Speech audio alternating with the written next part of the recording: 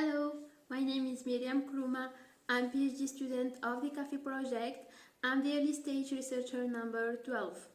I'm doing my PhD in collaboration between Ariel Technologies, which is a private company, and the LSI, le Laboratoire des sciences du climat et de l'environnement, which is a laboratory of research in Paris, in France.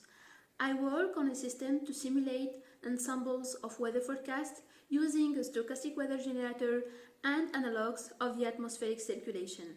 But don't worry, I'm here to explain further this. But let me first tell you why we choose to work on this subject.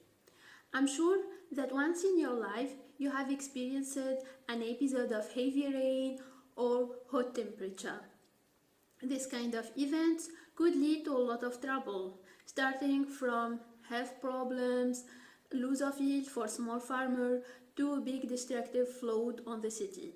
That's why we need weather forecasts in order to anticipate the risk and the probability of those events. But you could say that weather forecasts already exist. What's new on this work? You are right, weather forecasters do exist, but there is still a gap to forecast the weather in some specific areas and for duration spanning 10 days to 3 weeks. And that's because weather forecasting is a complex task, and this is related to the chaotic behavior of the atmosphere. In order to catch this variability, we need to carry out a large number of numerical simulations. This helps to determine the statistical distribution of the climatic variables. However, most of the forecasting models are limited on that.